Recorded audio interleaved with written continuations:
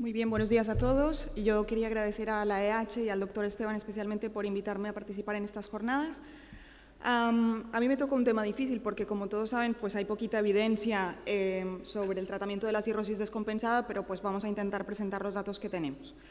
Antes de empezar, me gustaría recordar que ya todos sabemos que la cirrosis es un término que ha cambiado y pasamos de una enfermedad que era completamente estática a considerarlo ahora como un proceso dinámico con diferentes estadios y con diferentes mortalidades según los estadios en los que nos encontramos. Entonces, como pueden ver en esta diapositiva, la cirrosis se puede catalogar en 5 estadios, dividido fundamentalmente entre compensada y descompensada. Y si nos centramos en los pacientes con cirrosis descompensada, podemos ver que hay 3 estadios. En el estadio 3 tenemos los pacientes que están descompensados y que tienen fundamentalmente ascitis. En los pacientes que tienen en estadio 4 son pacientes que están descompensados pero que tienen predominantemente un episodio de hemorragia digestiva por varices, y en el estadio 5 están los pacientes con cirrosis descompensada y que ya tienen infecciones o tienen insuficiencia renal. ¿Por qué es importante esto? Pues esto es muy importante porque cada uno de estos estadios tiene una mortalidad diferente y así podemos saber que la mortalidad en los pacientes que tienen una cirrosis descompensada oscila entre un 20 y un 67%. Durante esta charla nos vamos a centrar fundamentalmente en este grupo de pacientes, en el estadio 3, 4 y 5, y vamos a centrarnos pues en estos objetivos. Es muy importante saber que los objetivos en los pacientes con cirrosis descompensada, el objetivo del tratamiento no solamente es erradicar la infección por el virus C, sino también intentar mejorar la función hepática y luego ya, en último término, ver si podríamos lograr regresar la cirrosis, aunque este es un tema que no vamos a tratar. Entonces, durante la charla voy a hablar de la eficacia y la seguridad del tratamiento antiviral en los pacientes con cirrosis descompensada, vamos a hablar del efecto que tiene esta erradicación del virus sobre la función hepática y finalmente, antes de concluir, unas consideraciones sobre la selección del tratamiento en estos pacientes. Empecemos hablando del tratamiento con interferón. Ya todos sabemos que el tratamiento con interferón en los pacientes que tienen una cirrosis descompensada se asocia con un riesgo aumentado de tener infecciones bacterianas y de empeoramiento de la función hepática y descompensaciones. Y esto quedó demostrado en este estudio de Carrión que se publicó en el 2009, en el cual se veía que los pacientes cirróticos descompensados que recibían tratamiento antiviral tenían mayor número de infecciones comparado con los pacientes controles que tenían una función hepática similar. Y quizá lo más importante de esto es que los pacientes a mayor disfunción hepática tenían mayor riesgo de infecciones. Los pacientes Child B o C tenían mayor riesgo de infecciones que los pacientes con Child A. Y otra cosa que a veces nos ha pasado desapercibida de este estudio es el cambio en la función hepática que tenían estos pacientes. Si miran el grupo de pacientes tratados, vemos que todos los pacientes empeoraron la función hepática o se empeoró la función hepática de manera significativa en los pacientes tratados, tanto en el MEL como en el Child. Miren, por ejemplo, cómo al principio del tratamiento 12% de los pacientes tenían un Child C y al final del tratamiento, o sea, al momento del trasplante, 31% de los pacientes ya tenían Child C. A pesar de que ya sabemos que el interferón no va muy bien por todos estos datos y otros estudios similares, se hizo un estudio en Estados Unidos en el cual se trataron pacientes con cirrosis con triple terapia, con telaprevir o con boceprevir. Este es un estudio que está publicado este año del grupo de la doctora Terrolt, en el cual se incluyeron 150 pacientes con cirrosis. Más o menos la mitad tenían una cirrosis descompensada con un Child superior a 6. Y lo que pueden ver aquí claramente es que los pacientes que tienen una cirrosis descompensada tienen una tasa de respuesta viral sostenida significativamente más baja que los pacientes que tienen una cirrosis compensada, con tasas de respuesta viral sostenida que son claramente insuficientes para esta población, de un 35%. Y además, también vemos que un 52% de los pacientes con cirrosis descompensada presentaron un aumento de 2 o más puntos en el MELT, mientras que solo un 13% de los pacientes con cirrosis con 5 puntos de Child empeoraron la función hepática. También en este estudio se vio que la tasa de efectos adversos y de modificaciones de dosis o necesidad de EPO, transfusiones a factores estimulantes de colonias fue significativamente más alta en los pacientes con cirrosis descompensada. Por lo tanto, creo que queda muy claro que el tratamiento con interferón no es una buena alternativa para los pacientes que tienen una cirrosis descompensada. Hablemos entonces ahora de la eficacia que hay con los nuevos medicamentos sin interferón. Este primer estudio se presentó en el ISEL de este año por AFDAL, que son los datos preliminares de un estudio que combina sofosbuvir y ribavirina en pacientes Child A o Child B con hipertensión portal. Todos los pacientes tenían que tener un gradiente superior a 6 y varices esofágicas. Aquí los pacientes, como pueden ver, se aleatorizaron a recibir tratamiento con sofosbuvir y ribavirina ajustada a peso durante 48 semanas o empezar primero con 24 semanas de observación y luego tratamiento activo. Los datos que les presento son los que se comunicaron en el Congreso, que son a las 24 semanas, ya sea de observación o de tratamiento. Estas son las características de los pacientes, que son las típicas características de la población con hepatitis C, pero simplemente me quiero centrar en datos de la función hepática. Miren, el gradiente de presión portal medio era de 16 para los dos grupos, y si miramos el número de pacientes que tenían una hipertensión portal clínicamente significativa, es decir, un gradiente por encima de 12, vemos que hasta el 70 o 80% de estos pacientes tenía una hipertensión portal clínicamente significativa, es decir, eran pacientes con enfermedad avanzada. En cuanto al CHILD, la mayoría de los pacientes que se incluyeron eran Child B. El MELT, la mayoría de los pacientes tenían un MELT superior a 10, lo que pasa es que no nos dicen cuál es el límite superior del MELT, y más o menos una tercera parte de los pacientes en este estudio tenían ascitis y entre un 2 y 20% habían presentado encefalopatía hepática. En cuanto a las plaquetas y la albúmina, vemos que la albúmina ya está baja, más o menos en torno a 3, y las plaquetas entre 75.000 y 100.000. Ahora les muestro los datos de eficacia. Como les digo, son datos preliminares. Aquí lo que más llama la atención en el grupo de pacientes tratados, divididos por Child, el azul oscuro es el Child A y el más claro es el Child B, pueden ver cómo los pacientes con Child B tardan más en negativizar la carga viral cuando se compara con los pacientes Child A. Pero a las 8 semanas de tratamiento, más del 90% de los pacientes en los dos grupos ya tenía un RNA indetectable. No sabemos si esto luego se va a traducir en tasas diferentes de respuesta viral sostenida. Seguramente los resultados finales de este estudio se presentarán en el ISEL del año que viene. Hasta ahora lo único que podemos decir es las experiencias personales. Nosotros incluimos algunos pacientes en este estudio y de los 6 pacientes que incluimos, solamente 1 alcanzó una respuesta viral sostenida y de los pacientes que pudieron completar el tratamiento, 3 tuvieron una recaída tras la finalización de 48 semanas con sofosbuvir y ribavirina. La seguridad de esta combinación es muy buena. Como pueden ver, muchos pacientes tienen efectos adversos, pero estos efectos adversos son normalmente leves. Si vemos el número de efectos adversos graves es solo del 16% y es igual en el grupo de pacientes tratados que en el grupo de pacientes que estuvieron en la rama de observación. Y solamente un paciente tuvo que descontinuar el tratamiento por efectos adversos. La mayoría de efectos adversos que se reportaron en este estudio estaban relacionados con el uso de la ribavirina, los típicos efectos adversos de fatiga, náuseas, prurito, en fin. Pasemos a un estudio más reciente que se presentó ahora en el Congreso americano, que combina sofosbuvir, ledipasvir con ribavirina. En este estudio se incluyeron pacientes tanto Child B como Child C. Miren, de Child C, no todos los Child C, solamente Child C entre 10 y 12 puntos. Y estos pacientes se aleatorizaron uno a uno a recibir tratamiento con sofosbuvir, ledipasvir y ribavirina durante 12 o 24 semanas. Es importante recalcar aquí que la dosis inicial de ribavirina para todos los pacientes era de 600 miligramos. Luego la dosis se podía ajustar en función de la tolerancia del paciente a la ribavirina. Estas son las características de los pacientes, que son muy similares a las de los estudios en cuanto a edad, sexo y genotipo.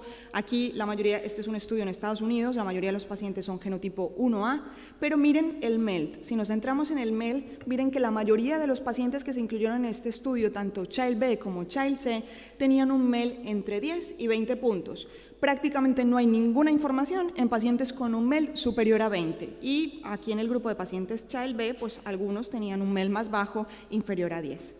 En cuanto al resto de las características de función hepática, miren que la mayoría de estos pacientes, también como era de esperar, tenían ascitis, encefalopatía hepática, mucho más frecuente, obviamente, en el grupo de pacientes con Child C. Y en cuanto a los datos analíticos, miren que tenemos bilirrubinas altas, entre 2 y 3, albúminas muy bajas, entre 2,6 y 3, plaquetas bajas, en torno a 80.000, y teníamos INR prolongado en la mayoría de los grupos de tratamiento. Estos son los datos de eficacia que hablan por sí solos, son unos datos espectaculares.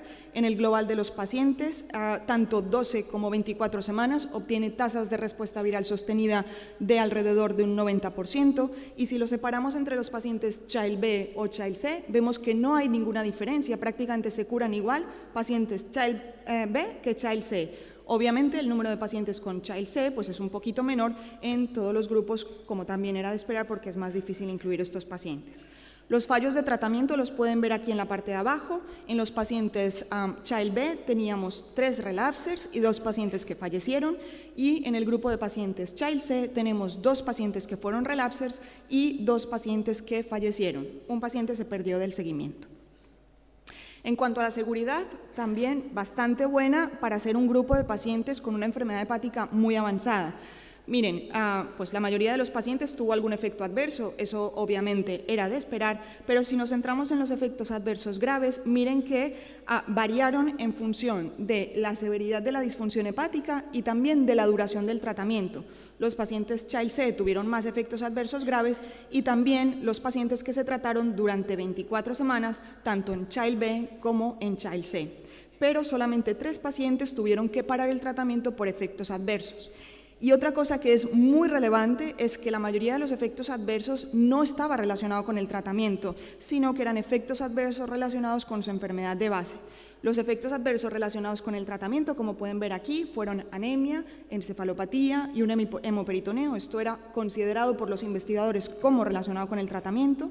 Los pacientes que fallecieron, que ya les he dicho quiénes eran, fallecieron por infecciones, shock séptico, un fallo multiorgánico secundario a un shock séptico, un paciente con insuficiencia renal y una parada cardíaca que no sabemos exactamente la causa. O sea que, a pesar de ser una población bastante difícil, seguimos teniendo una seguridad bastante aceptable. ¿Qué tenemos en práctica clínica? También de la cohorte Target, que ya se ha ido comentando ayer, podemos extraer algunos pequeños datos en pacientes descompensados. Ya saben que en esta cohorte se incluyeron pacientes que recibieron tratamientos basados en interferón, más de 2.000 pacientes, y de estos 2.000 pacientes, casi 1.000 tenían cirrosis, y de estos que tenían cirrosis, un 43% tenían historia de descompensación y un 33% tenían un MELT superior a 10. Tampoco sabemos este MELT hasta dónde llega, o sea, qué tan graves estaban estos pacientes, no nos lo dicen. En cuanto a la eficacia del tratamiento, solamente les comento la combinación de sofosbuvir, simeprevir con o sin ribavirina, que es en la que tenemos datos en pacientes con cirrosis descompensada. Y aquí pueden ver que de los 303 pacientes que tenían evaluable datos de respuesta viral sostenida a las 4 semanas de finalización del tratamiento, un 89% se curaron, y si lo separamos por cirrosis o no cirrosis, vemos que los pacientes cirróticos se curaron en un 87%, y de los pacientes que tenían una cirrosis descompensada, que la N no está nada mal, 81 pacientes con cirrosis descompensada, 75% alcanzaron una respuesta viral sostenida. O sea que estos datos de práctica clínica con la combinación de sofosbuvir y simeprevir orientan a que podría ser una buena opción de tratamiento también. Pasemos al segundo punto, que es el efecto de erradicar el virus C sobre la función hepática.